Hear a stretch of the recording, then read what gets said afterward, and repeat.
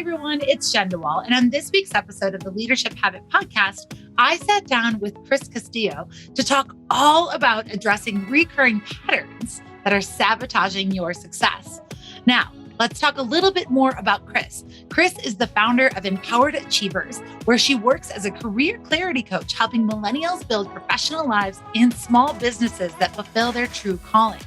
Originally coming from the corporate advertising industry, where she worked with clients like Google, YouTube, and Expedia, she traded in the agency life for the world of talent development and culture. She ultimately created her own company, Empowered Achievers, when she realized her deepest calling was to help others find their calling as well and transition into a life of fulfillment doing the work that they love. I hope you enjoy Chris and I's conversation as we talk all about how we can address those recurring patterns that are sabotaging your success. Hi, everyone. It's Jen DeWall. I'm so happy to be joined with Chris Castillo. Chris, thank you so much for coming on the podcast to talk to our audience all about how we can address those recurring patterns that are sabotaging our success. But before we go there, Chris, would you please just tell us a little bit about yourself? Yeah, thanks so much for having me. My background is I'm Chris Castillo. I'm the founder of Empowered Achievers, as you mentioned, and I started my business because I've been in the same place that a majority of folks are when they come to me. So I'm a career clarity coach. I primarily work with people who are trying to figure out what it is that they want to do within their career. And in my experience, I am ex-ad agency. So I originally worked kind of like at my peak at an ad agency in San Francisco on the Google account. They were my main account. And running all of their mobile media advertising. And it was very much one of those things that was like perfect career on paper. I had studied marketing in college, so it seemed kind of like a natural fit. And a few years into working in advertising, I started to have the feeling of, I don't know if this is actually what I want to do, or if I'm just doing it because it seemed like the logical next step from undergrad and I didn't know what else to do. And so, finding out that you've fallen into your career is not a particularly good feeling. And when I went through it, it was very scary and very isolating, and you think you're the only one. And so I started Empowered Achievers in 2016 to help people through that same transition, because when I went through it, it was a little messy and it took some time for me to figure out what it was that I wanted to do. And my goal is to help make that process easier and smoother for every single one of my clients. Yes. Well, and your role is so important today. We obviously, all the data is there. We know people are leaving organizations. They're looking for something, maybe greater, more diversity in the opportunities for growth, whatever that might be. I'm just so glad that you're a resource and an asset for someone to have. And, I relate to that. I think, as you said, so many people can relate to that, finding yourself in a career and being like, how did I get here? Am I happy? Am I just staying here because I really, it's comfortable? And I think, and we're talking about, recurring patterns. I'm sure we'll get into it, but so many people just stay because it's comfortable. I'm curious, are you seeing more people now too, just because they're like, I need to leave? Or like, what are you seeing now as a result of the pandemic's impacts and kind of this big quit? Yeah. So totally to your point, staying because you're comfortable, not that compelling of a reason. But I think when it comes to the last 2 years, it's been super interesting time in the career coaching space because yes, in my experience, we've seen a total shift. My hypothesis, whether it's true or not, but my theory is that because of the pandemic, a lot of people had all of those additional things that were keeping them satisfied with their job moved away. And then they had to just concentrate on the work and ask whether they liked it. So they left the office and maybe they were working from home and they didn't have the happy hours or the cool perks or the snacks or the coworkers who they really love or whatever else myriad of things were keeping them engaged and excited about their role. And so at the end of the day, they were stuck just sitting at home doing the work. And a lot of these people, I think, started scratching their head and saying, oh, is this work even exciting to me? And so it's definitely been an interesting time in this space to see, the fallout of that, let's say. I love that perspective. And it seems obvious when you say it. I'm sure someone's like, Jen, you could have known better. But no, really, you kind of forget about those other things that make your work have meaning. Like, I love my colleagues. I love being able to come in and say, hi, everyone, or hear what they're doing. And it's just harder to do in this virtual or hybrid world where people aren't working the same hours. And you're right. A lot of those things that added so much joy, they just look different today. Mm-hmm. Yeah. And when they're stripped away, you're left with just the work, and it's a lot harder to stifle the doubts you might be having. So this isn't the podcast topic, but as a reminder, think about ways that you can engage your people, because they may have lost out on some of those social connections that will be important to keep them. That's our PSA to anyone that's wanting to change to keep them.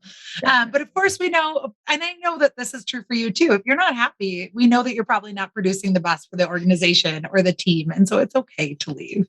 Mm-hmm. But that's not where we're talking. I love the topic that we're going to go with. We're going to talk about recurring patterns. Okay, so this is recurring patterns that are sabotaging our success. Chris, let's kick it off. What are recurring patterns?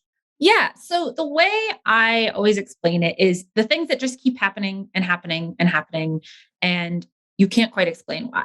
Right. So oftentimes when that's the case, sometimes we might be the common thread, unfortunately, as uncomfortable as that is to admit. I know it's a bummer, but I think the best way that I can kind of explain it is it's that recurring gap between ideal versus reality. So I keep saying that I want A to happen, but B keeps happening instead.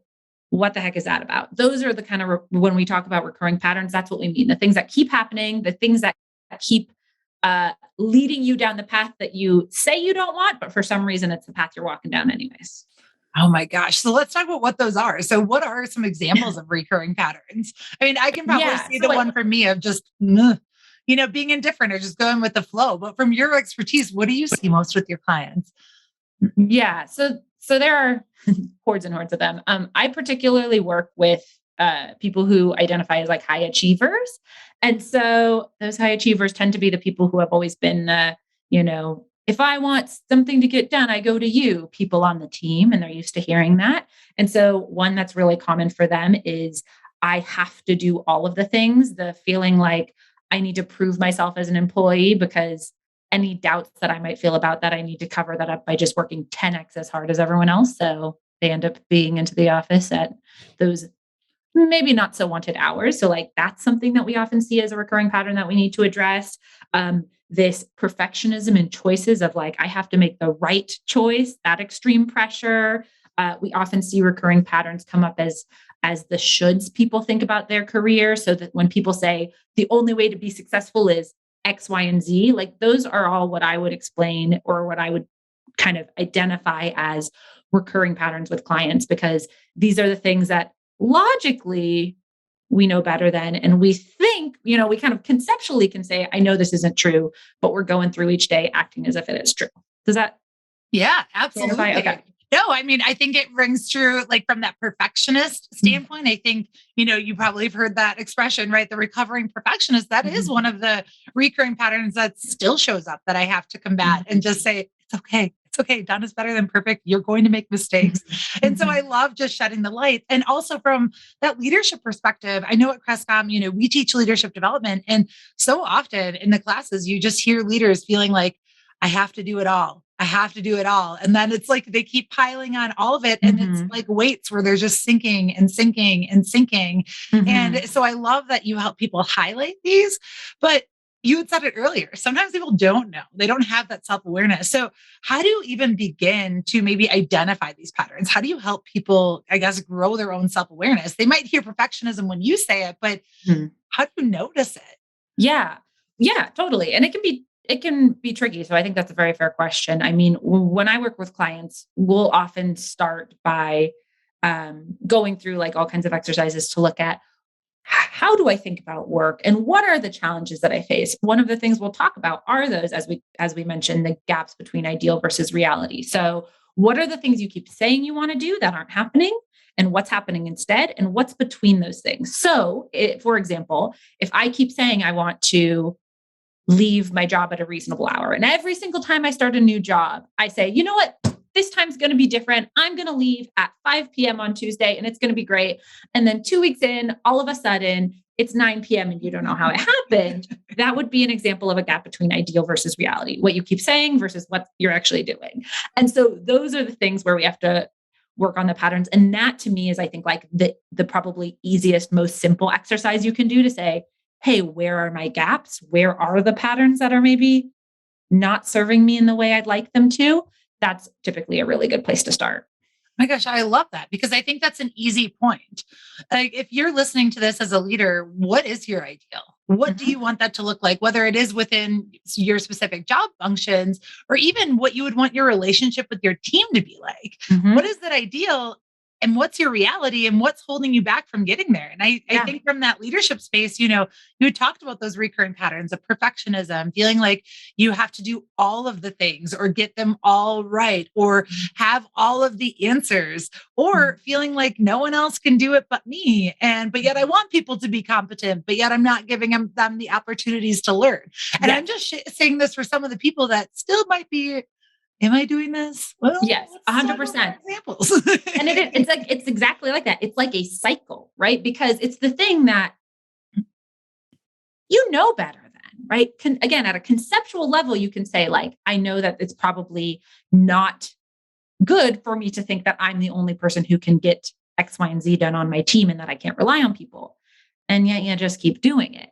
That's how we know it's a pattern. And so, yes, giving someone that exercise, because it is very hard to step out and identify with them within yourself. And I think kind of bonus add-on for that is you can always ask people who know you really well. So like if you have a partner, a good friend, a manager who you've worked with for years, or a mentor, someone who knows you super well, they can also sometimes help clue you in with, hey, are we seeing a gap of, I keep saying I want A, but B happens instead?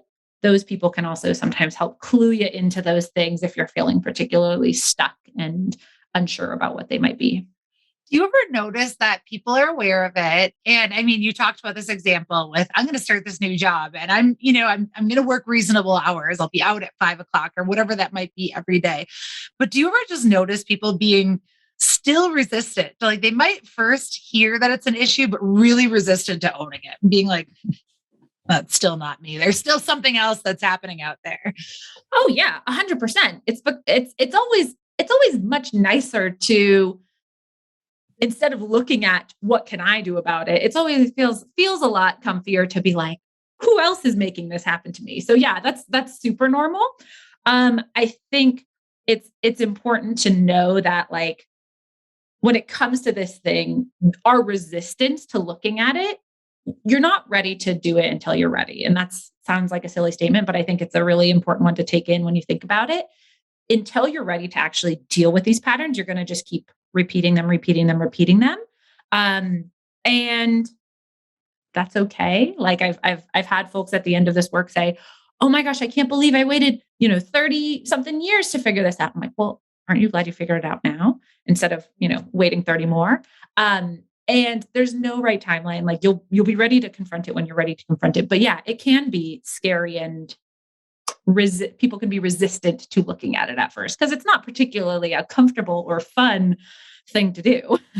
No. Well, and I think, and maybe I'm thinking about an example because I've worked with people that maybe have that victim mentality. The world is against me. Everything is happening. And so, they again don't even have that ability to, maybe they might see a little bit of how they could be contributing to that, but yet they still want to blame. They want to say it's someone else's fault, or they just want to assume that they have no power. So they're playing that role of like that victim. And so that's where that comes from, probably because I can just think of that example of the person I wish could hear that. You are spot on. I had actually a team lead years ago who explained this concept of being at cause versus being at effect. And the way we were trained on this was you can either be at cause of acknowledging your cause within a situation or at effect, meaning in two situations. So just like that person you're explaining, maybe you go into a performance review expecting a promotion and you don't get the promotion. The at cause person would say, or let's use at effect first. The at effect person might say, oh my gosh, I didn't get this promotion. My manager said that I didn't have enough management experience to start leading people. Isn't that awful? And then the conversation ends there. The at cause people say, oh my gosh, I went in, I didn't get this promotion because my manager said I don't have enough experience managing people. And I guess I didn't either take on enough projects or take on enough things to show them that even though I haven't managed people directly, I have experience that could be applicable to stepping into that role. Right. And so it's such a slight difference, but a very important one. So to your point, when we're in that victim mentality of like, well, I guess my hands are tied, it's not a very empowering place to be. And so that's, I think, an important distinction that just kind of helps to visualize it that way for me, at least. Yes. And I just love that simple tool. So here it goes to everyone listening. Maybe this is your opportunity to ask yourself if there's a situation where it's not bringing you joy. Are you responding in an at cause or an at effect? I love that, Chris. So we're obviously talking about self-awareness. How are we showing up? So how do you begin to identify your own patterns? Is it really just thinking specifically with the ideal versus the reality, or do you have other tips and techniques that you would maybe reference to help someone get started? Yeah, I think that's the easiest way for like a quick approach to this. So typically this is something that I spend weeks and weeks with clients on. We go through a bunch of things talking about, what they've seen in roles in the past. Often when I do this with clients, we're talking about it in the context of what do I want to do within my career? And so a lot of the times we spend focused on the pressures of what I think my career should be and the expectations and all of those things. And they often lead us into some certain patterns of, I only look at jobs that, align with whatever it is that I was told was a good career or anything else in that vein. And so, this is something that I'll often spend weeks with clients on. But I think in terms of short version for people who are listening to this podcast, if they want to start to say, hey, what are the patterns in my career that are maybe not as useful to me as I think they are? Ideal versus reality gap is often a good spot to start.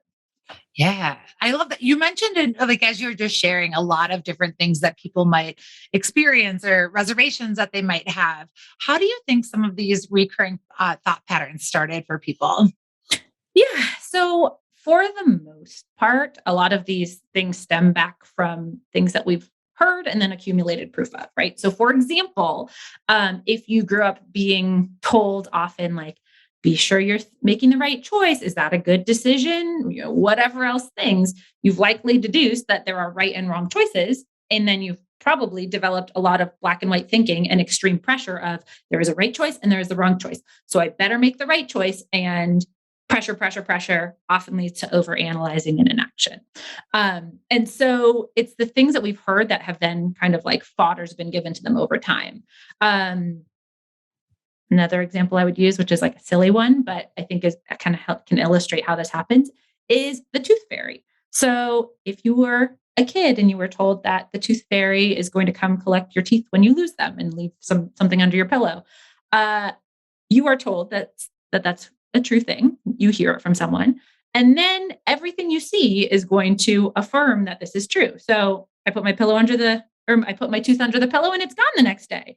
There's a quarter there or whatever. That affirms to me that this is right. Or, oh, my door was left open and I put it, closed when I went to bed or something like that. Right. So it's kind of like things that we've heard over time that then get affirmed based on, what is it? Affirmation bias. That's not the word, but based on bias, like our own. Yeah. Yeah. Confirmation bias. Absolutely. Like confirmation bias. There we go. Hey, I can absolutely see that. I think when I think about even how patterns started for me, because this is hard. And we talk about going back to childhood, that the lessons start there. They absolutely do. You may, whatever that environment might look like. But I also noticed that even though I would say that I had relatively high self-awareness, what I didn't realize is that I'm going to call it my 5 to 8 years of post-undergraduate career, I don't even think I realized that the feedback and how I was processing that feedback and applying it to myself was actually creating new patterns or just new ways of like, you're never making the mark, Jen. You're always to this. You're just that. You're to this. Like, and then it kind of started this, you need to be perfect. You have to make sure that you're always, everyone in the room likes you. Or if you are assertive, then people won't like you. So make sure that you sit back and smile and be nice. And then it just starts. And I feel like it perpetuates like, oh, well, then in a meeting, I can't be my ideal self.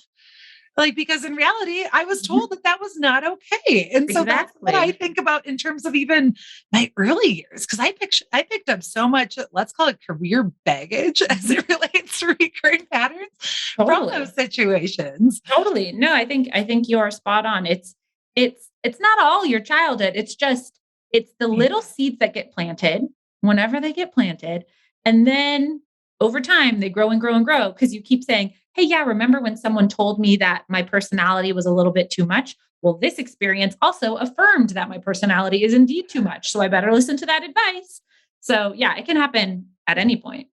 Which, and maybe, and I know this is a little off topic, but I'm curious what you would say is, let's say I got a piece of feedback, and how do you discern feedback maybe to say, should I apply this to myself? Or should I say, hey, that Mhm. was great feedback, but I'm actually not going to take that on? Do you Yeah. have any I tips mean, for that? I know that's off script and off where we were going to go, but I think it's also helpful in understanding that you can choose to stop that before it comes in and becomes a pattern.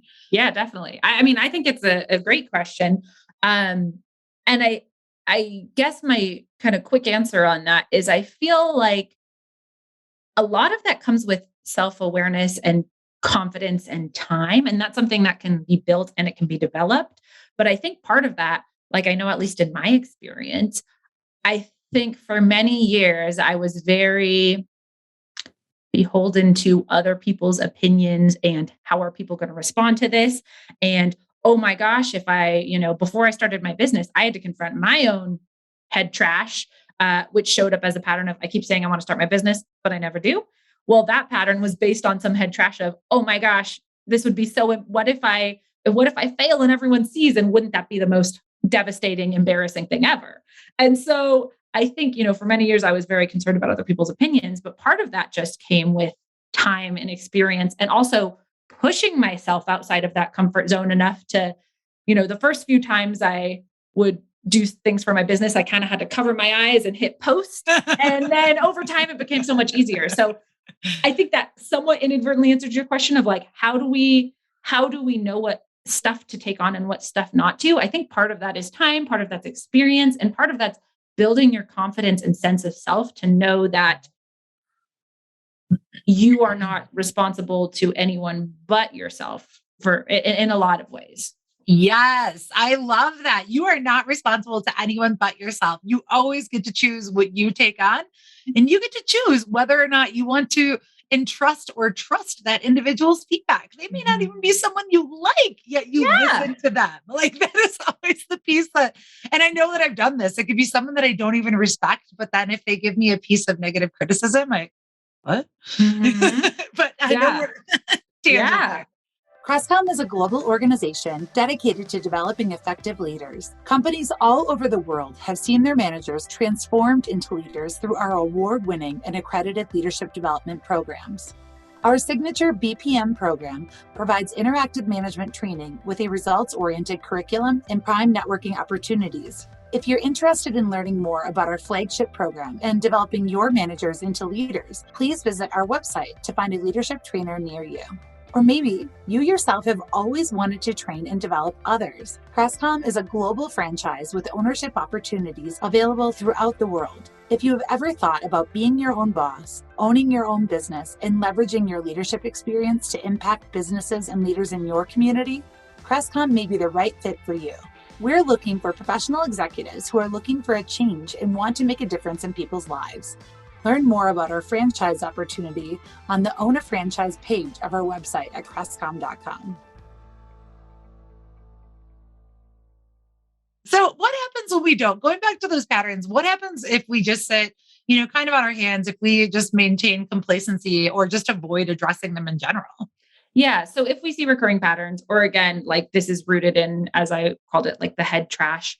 Um, when we have things that are driving our decisions, if we don't deal with them, they keep coming up, right? So they keep showing up, they keep being in the driver's seat of the car, so to speak. And it feels like your hands are tied. And you sit there frustrated, scratching your head saying, well, I don't know why I can't just start this business, or I don't know why I can't just X, Y, and Z. And it's because we haven't dealt with the head trash. And so we're staying in it, or we're staying kind of committed to it. So if we don't address it, it's going to just keep repeating itself until you're ready to address it, typically, in my experience. Oh my gosh, absolutely. I feel like I see that too. It doesn't go away. You have to be able to address it in there, and owning it and saying, there's something that I'm doing that might be contributing to why I'm not there. Like I could be frustrated for not growing in XYZ, but if I'm not doing the work, how would I expect that? Or put in a simple word, when I was, doing my Peloton workout this morning, thinking, I'm like, oh my gosh, she's so fit. I want to do that. Jen, do you commit to the same level of work that she does? I mean, you don't just judge yourself if you don't, but understanding what that takes and addressing it and seeing like you have to also be invested. Yeah. How do you address it? Oh, sorry, go ahead. Oh, no, I was just going to say stepping out a little bit, to your point. Yeah. Cause it's like, I think that's the important part of it for sure.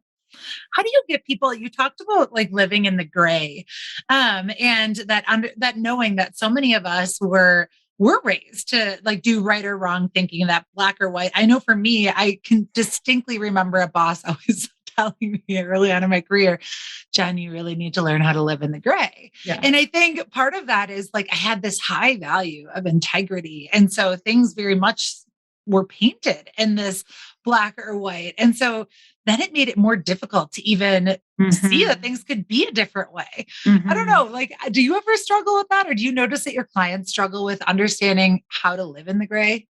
Oh my gosh. Yes. So all of my clients, many of my clients have struggled with that. And I definitely struggled with that.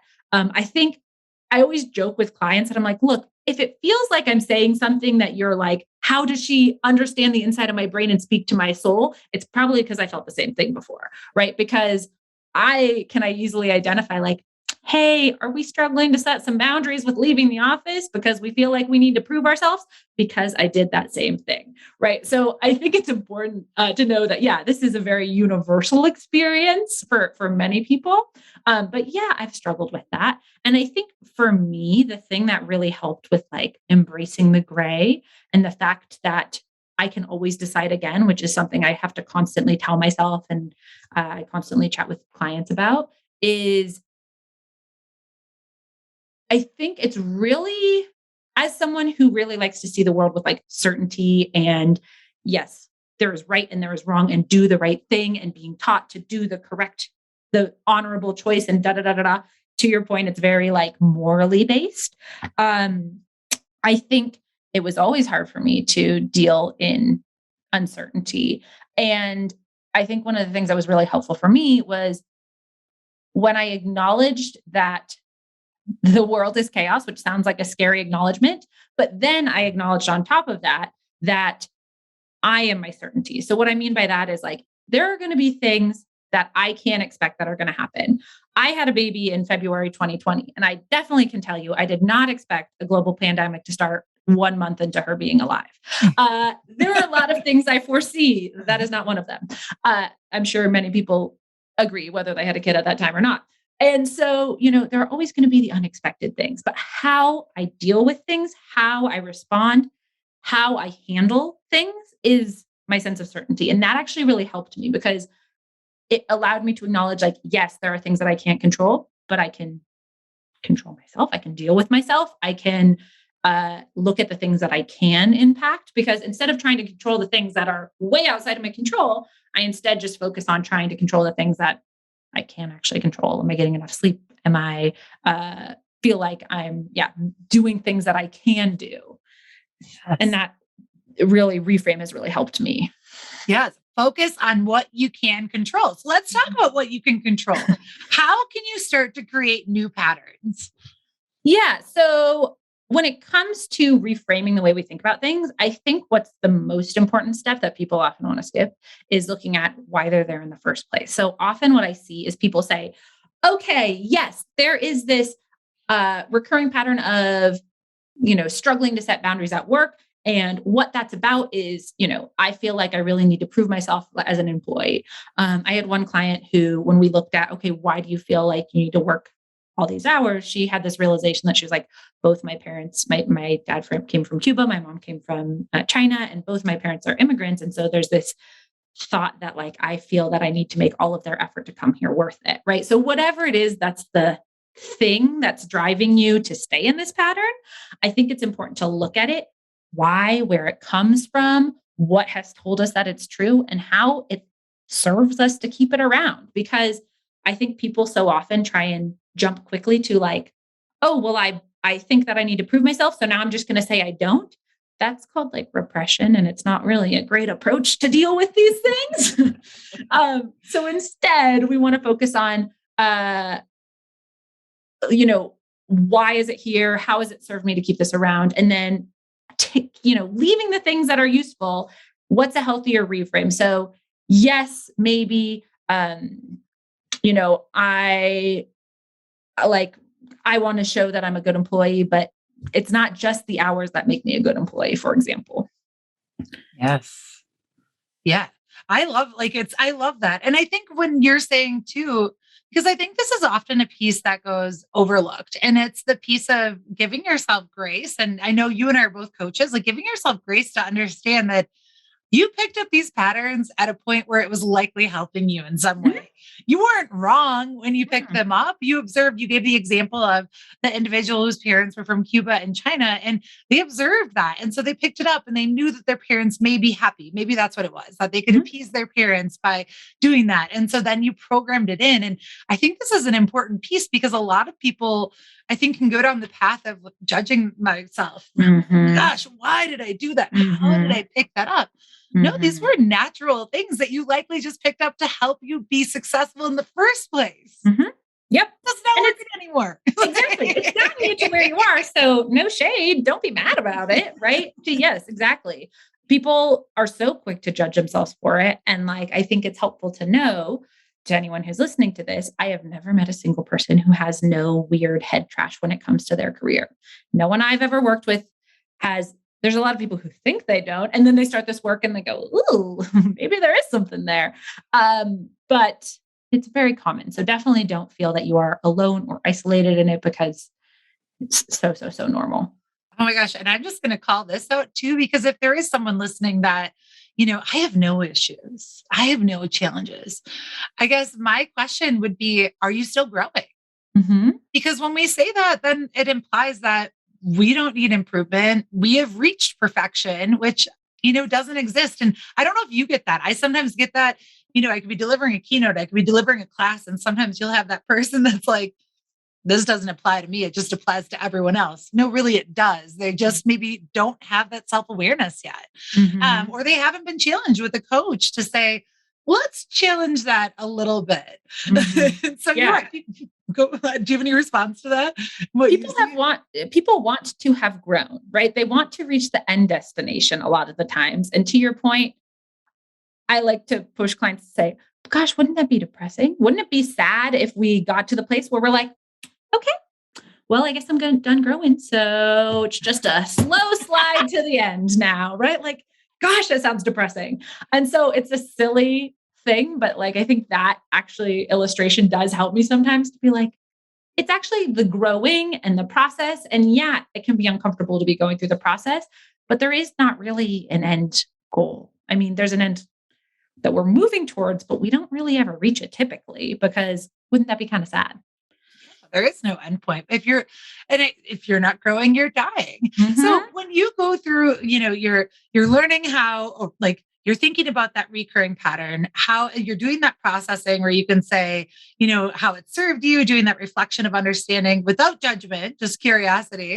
What would be any insights you have for the reframe that can help someone think like, okay, what's my reframe to this? Because I think when you're stuck in that thinking, sometimes people are like, reframe what? No, I own this and live with this for the rest of my life because I thought it. Yeah. So I think it's hard to explain verbally, but when I visualize it with clients, we'll write out, okay, where did this come from? How has it served me? How has it not served me? And then we look at all those things to build our reframe with that in mind. Because again, I think it's important. What we don't want is the overswing of the pendulum. So we don't want to just say opposite of the thing that we've always thought, because that's not going to work. We're not going to buy it. But instead, we want to push ourselves a little bit. So for example, if you've always told yourself the only way to be successful is in a 9-to-5, maybe you can, instead of saying, no, the only way to be successful is doing your own business, that's not necessarily the counter we want. Instead, maybe it's something like, there are a lot of ways to be successful. And to me, success would feel like A, B, and C. And so we want to like look at why you've kept that around, what it's served you, what it's protected you from, to believe that thing, whether it's the only way to be successful is corporate or whatever else baggage that you have. We want to take some time to look at it so then we can take that into account into our reframe to just push ourselves a little further. Because essentially, the thing with head trash is it's stuff that can be true, but is not 100% of the time true. And when we get into trouble is when we say, without fail, this is always, the answer. Does that answer your question? Yeah. I feel like it's very meaty, kind of hard to talk through verbally. So no, I think it's great. And it brings up, I feel like I'm going to call them maybe traditional leadership rules. And one that came to mind as you were talking is when I was early on in my career, there was always this rule, like if you're working later than 6, you're committed. Mm-hmm. And I think that one took a long time to break because it created this culture of like everyone was competing to be the first in, the last out, so you could show how great you were. And I think that was so hard for me initially to go into an organization that maybe did practice work-life integration. And I was like, what do you mean? People are coming in at 9:30. Don't they know that you have to wait, you're leaving early for a soccer game? I mean, I just think about that because it is true. It's taking the power back. Like just because someone gave you that pattern or that might have been a learned lesson from that culture, the reframe is just the switch in definitions of it. It's not, who's to say that because you're working 90 hours that you're putting in the best work or that you always have to work 10 hours a day to be a valued employee?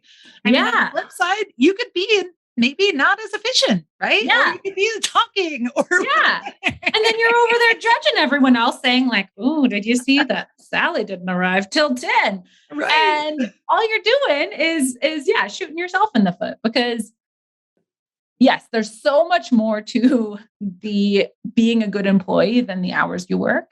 But I think if we can't push ourselves beyond that, it can be very limiting and very challenging. And we have to be the first one to actually deal with our stuff before we can do anything about it. So I could never actually get up and leave to go to my workout class that I wanted to go to at 5 p.m. until I dealt with my own feelings of, oh my gosh, everyone's going to get up and point and say, loser, she's not trying very hard, or whatever I was scared was going to happen. Right. And you do it a few times and the walls don't crumble and you say, okay, so maybe this is something that was me supported concern. Yes, I love that. I mean, get curious. What would be your last, maybe, I know that we're wrapping up this podcast. What would be any last pieces of advice or insights you would want to share, or you would want people to know as it relates to, addressing these recurring patterns? I mean, I know I mentioned it before, but I do think it's really important to acknowledge, one, you are not the only person who is feeling these things or having these fears or having head trash. So many people have stuff. Stuff might look a little different, but everyone has stuff. And then also you until you're ready to learn them, that is the right timeline. So don't feel like, oh my gosh, I need to do all of this now, or don't feel like, oh, I should have learned this before, or whatever else is coming up for you. I think that can be like a really common sentiment of this. And I think maybe it's because I tend to work with perfectionist high achievers that maybe I hear more of this, but there can be a lot of this pressure of like, needing to get through all of this quickly. But once you're ready to learn it, you can take the time to learn it, take the time to do it right, and then you can move forward. There's no rush in the process, unfortunately, but that's how you get to actual results. You are exactly where you are supposed to be. Chris, how do people get in touch with you? I know we're going to talk about this in our closing outro, but just in case they want to hear from your mouth, how do they get in touch with you? Yeah. So Chris Castillo, I am the female Chris Castillo, which normally makes me easier to find because a lot of people don't expect me to be who I am when they look for me. My business is Empowered Achievers, and you can find me at beempoweredachievers.com. Thank you so much, Chris, for sharing your time, your expertise, all of the knowledge and stories. We are so grateful. Thank you for inspiring me to, again, take that ownership around what patterns are holding me back that, are keeping me from that ideal that I want to actually achieve. Thank you so much for being on the show today. Thank you so much for having me. Thank you so much for listening to this week's episode of the Leadership Habit Podcast. I really enjoyed my conversation with Chris, and I hope that you did too. And if you want to get to know more about her, there are multiple offerings, but to learn more about Chris, the coaching that she offers, or her self-study program, the People Chaser School, go to beempoweredachievers.com, where you can schedule a free exploratory call. If you know someone that could benefit from this, please share it with them. And of course, if you've enjoyed it, don't forget to leave us a review on your favorite podcast streaming service.